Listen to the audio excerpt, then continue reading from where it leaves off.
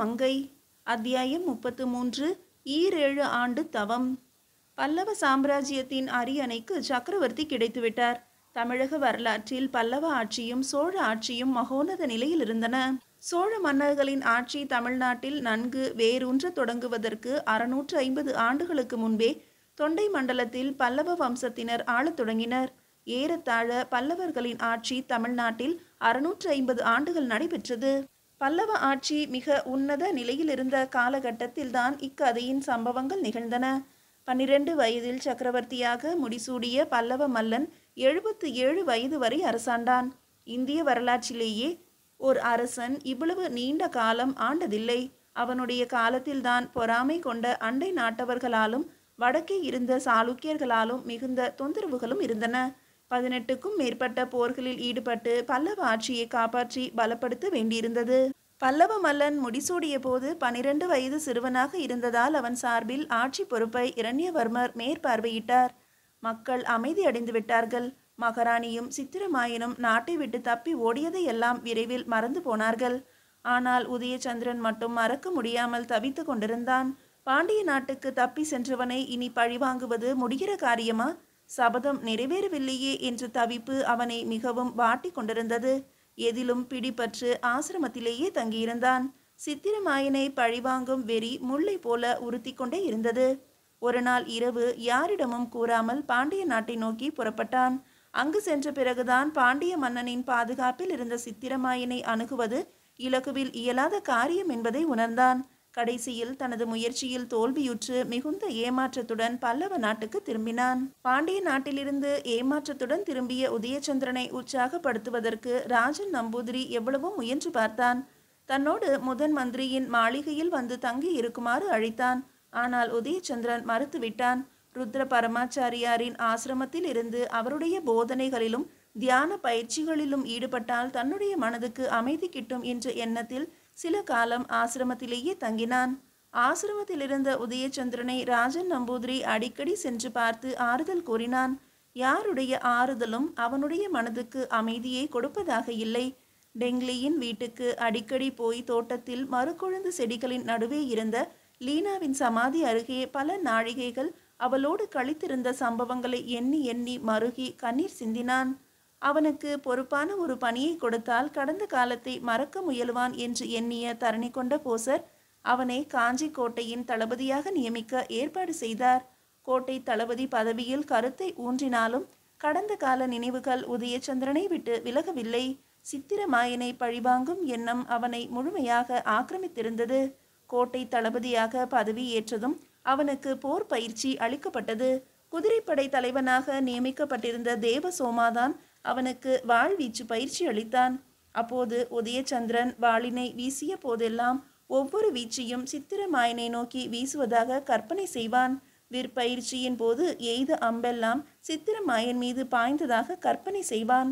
காலாட்படை தலைவனாக இருந்த கழுபந்தாவிடம் மற்போர் பயின்ற போது எதிரியை தரையில் உருட்டி புரட்டிய போதெல்லாம் சித்திரமாயனை மண்ணோடு புரட்டியதாக எண்ணினான். அவனுடைய மனநிலை அறிந்த யோகி ருத்ர பரமாச்சாரி அவனுள் புதைந்து கிடந்த பழி உணர்வை அகற்றிவிட முயன்றார். அவருடைய போதனைகளிலும் தியான பயிற்சியிலும் உதயச்சந்திரன் ஈடுபட்டான். மனதில் சிறிது அமைதி கூடுவது போல் இருந்தது. ஆனால் மனதின் ஆழத்தில் நன்கு புதைந்துவிட்ட துக்கத்தை அவனால் அகற்றவே இயலவில்லை. துக்கம் மேல் எழுந்த போதெல்லாம் சித்திரமாயனை பழிவாங்கும் உணர்வு கொந்தளித்தது. ஒரு நாள் யோகி பரமாச்சாரியோடு தனித்திருந்த போது அவரிடம் தன் மனதில் புதைந்து கிடந்தவைகள் அனைத்தையும் வெளிப்படுத்தினான். அவனை பேசிவிட்டு பரமாச்சாரி கேட்டுக்கொண்டிருந்தார். வயிற்றுக்குள் போயிருந்த நஞ்சை வாந்தி எடுக்க வைத்து வெளியேற்றுவது போல அவன் மனதில் புதைந்து கிடந்த சம்பவங்களை வெளியேற்றி கொண்டிருந்தார். சிறிது காலத்தில் ருத்ர பரமாச்சாரியாரின் அறிவுரையின்படி உதயச்சந்திரன் தன்னுள்ளே அடங்கியிருந்த பழிவாங்கும் உணர்வை கவனிக்க தொடங்கினான். அந்த உணர்வு அவனை பாடாய்படுத்தி தூண்டியது, வெறி கூச்சலிட்டது, முரண்டியது, உள்ளிருந்தே அரித்தது. எல்லாவற்றையும் கவனித்தான். ஆனால் அதை மனத்தை விட்டு மட்டும் நீக்க அவனால் முடியவில்லை. முள் மாதிரி உள்ளிருந்து உறுத்தி கொண்டே இருந்தது. ஏறத்தாழ 14 ஆண்டுகள் ஆசிரமத்திலேயே தங்கி இருந்தான் உதயச்சந்திரன். தன்னுடைய முழு நேரத்தையும் அரசு பணிக்காக செலவிட்டான். பல்லவ மல்லன் சக்கரவர்த்தியாக முடிசூடிய 5வது ஆண்டில் பல்லவ சாம்ராஜ்யத்தின் தளபதியாக உதயச்சந்திரன் நியமிக்கப்பட்டான். உதயச்சந்திரனின் திறமையையும் துணிவையும் ஏற்கனவே அறிந்திருந்த தரணி கொண்ட போசரும் இரண்யவர்மரும் அவனை தளபதியாக்க சிபாரிசு செய்தனர். பல்லவ சாம்ராஜ்யம் முதன் மந்திரி பிரம்ம ஸ்ரீராஜன் நம்பூதிரியின் அறிவையும் தளபதி உதயச்சந்திரனின் வீரத்தையும் துணையாக பெற்றிருந்தது. தளபதி பதவி உதயச்சந்திரனின் மனதுக்கு உற்சாகம் ஊட்டியிருந்தது என்றாலும் அவனுடைய மன ஆழத்தில் பதிந்துவிட்ட லீனாவின் நினைவும் சபதமும் அவனை விட்டு நீங்குவதாக இல்லை. அவனுடைய மனநிலையை அறிந்த மன்னன் பல்லவ மல்லன் சொன்னான், தளபதியை எண்ணும் போதுதான் மனதுக்கு வேதனையாக இருக்கிறது. அவருடைய வீரத்தையும் திறமையையும் எண்ணி பார்க்கும் போது அவ்வளவு பெரிய வீரர் ஒரு சிறு விஷயத்தை மனதில் போட்டுக்கொண்டு 14 ஆண்டுகளாக அமைதியின்றி தவிப்பதுதான் விந்தையாக இருக்கிறது என்றான். காதலின் சக்தி மிக பெரியது. அவருடைய காதலி அவர் மடியில் உயிரை விட்டபோது அவர் எடுத்துக்கொண்ட சபதம் அது. அதை நிறைவேற்றும் வரை அந்த ஏக்கம் அவரை விட்டு மறையாது என்றான் ராஜன் நம்பூதிரி. காதலுக்கு அவ்வளவு சக்தி உண்டா? ஒரு ஆண் ஒரு பெண்ணை நாடுகிறான். இது ஒரு பெரிய விஷயமா? புலவர்கள் இதை பெரிதாக புகழ்ந்து பாடுவதும் உதயச்சந்திரனை போல பலர் இதே நிலையில் உழலுவதும் வேடிக்கைதான் என்றான் பல்லவ மல்லன். பிரபு, தங்களுக்கு காதலிக்க இதுவரை சந்தர்ப்பமே இல்லாமல் போய்விட்டது. காதலை பற்றி தாங்கள் அறிவதற்கு முன்பே தங்களுக்கு திருமணமாகிவிட்டது. ராணியை நான் விரும்பவில்லையா? அது காதல்தானே. அவள் மீது எனக்கு அன்பு இருக்கிறதே. மகாராஜாவுக்கு ஒரு மகாராணி தேவை. இந்த நாட்டை பிற்காலத்தில் ஆள ஒரு ராஜகுமாரனை பெற்றெடுப்பதும் தேவை. இந்த தேவைகளின் அடிப்படையில் ஒரு நாட்டு இளவரசியை கடமைக்காக திருமணம் செய்திருக்கிறீர்கள். மனைவி என்ற பந்தத்தினால் அன்பு பாராட்டுகிறீர்கள். மகாராணியாரை பற்றி தங்களுடைய மனைவி என்ற உறவுக்கு அப்பால் தாங்கள் கற்பனை செய்ததுண்டா? கேட்டான் ராஜன் நம்பூதிரி. பல்லவ மல்லன் யோசித்தான். ராஜன் நம்பூதிரியே தொடர்ந்து கேட்டான், பிரபு, எப்போதாவது மகாராணியாரை காண வேண்டும் என்று தவியாய் தவித்திருக்கிறீர்களா? நீங்கள் மகாராணியாரை நெருங்கும் போது எப்போதாவது தன்னை மறந்த நிலையை அடைந்திருக்கிறீர்களா? எந்த சமயத்திலாவது தாங்களும் மகாராணியாரும் உயிரே ஒன்றாக இணைவது போல உணர்ந்ததுண்டா? மகாராணியை நான் சில சமயம் ஆசையோடு காண அந்தப்புறம் போகிறேன். இன்பத்தை அனுபவிக்கிறேன். அதெல்லாம் என்ன? அது வெறும் இச்சைதான். இந்த உடல் அவ்வப்போது தனித்து கொள்ளும் ஒருவித பசி அது, அவ்வளவுதான். ஆனால் காதல் அதற்கும் அப்பாற்பட்டது. அதில் காமம் உண்டு, வெறியும் உண்டு. ஆனால் எல்லா உயிரோடு இணையும் மாபெரும் இயக்கம் என்கிறார்கள் அதனை. ருத்ர பரமாச்சாரியாரும் அப்படியே சொல்கிறார். காதல் வயப்பட்டு இரு உடல்கள் சேரும் நேரத்தில் இரு உயிர்களுமே கலந்து ஒன்றாகி விடுகின்றன என்கிறார் என்றான் ராஜன் நம்பூதிரி. மந்திரியாருக்கு இதில் அனுபவம் உண்டோ? கேட்டான் பல்லவ மல்லன். இன்னும் இல்லை பிரபு. என் காதலை தூண்டும் அளவுக்கு ஒரு பெண்ணும் என் எதிரே இன்னும் தென்படவில்லை. பிறகு காதலை பற்றி இவ்வளவு நுணுக்கமாக பேசுகிறீர்களே? ருத்ர பரமாச்சாரியாரின் தத்துவங்களை கேட்டிருக்கிறேன். காதலை பற்றிய அவருடைய விளக்கம் மிக அற்புதமானது.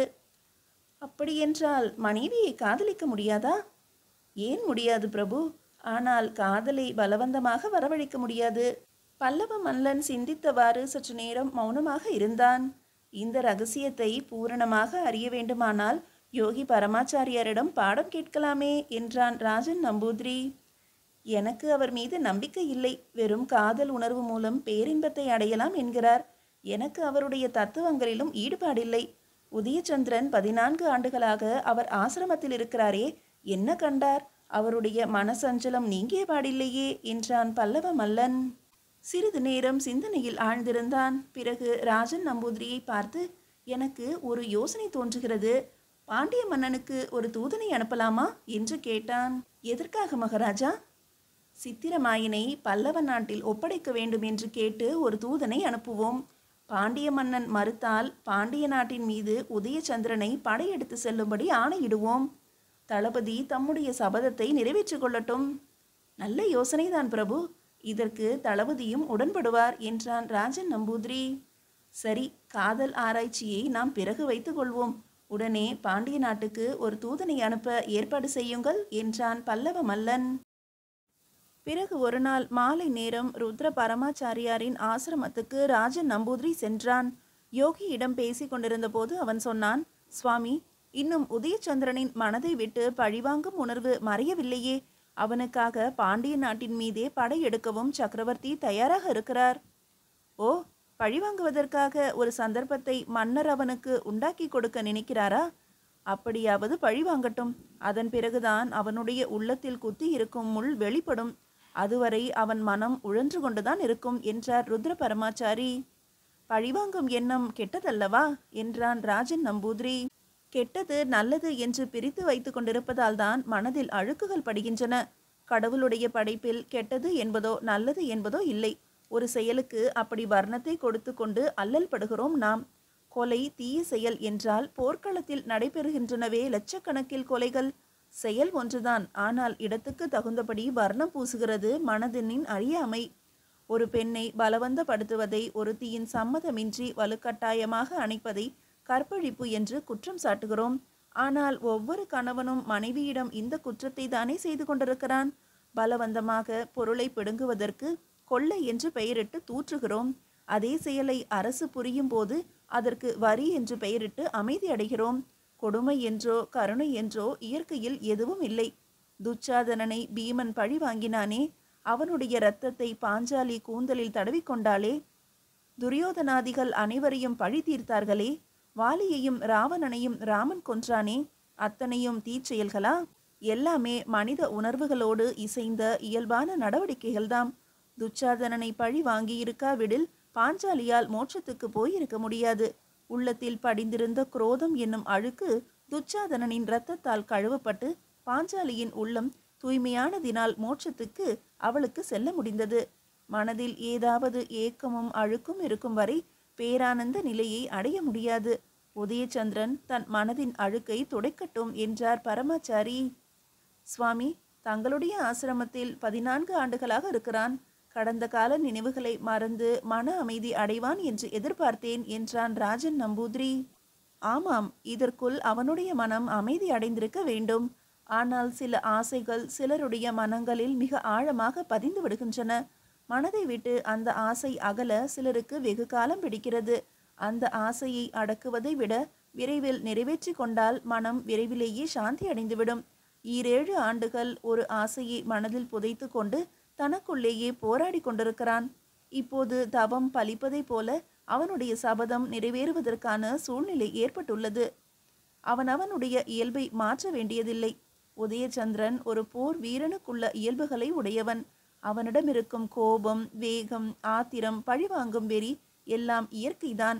அவன் போக்கிலேயே போகட்டும், அவனது மனம் சாந்தி அடையட்டும் என்றார் ருத்ர பரமாச்சாரி. மீதியை அடுத்த அத்தியாயத்தில் காணலாம்.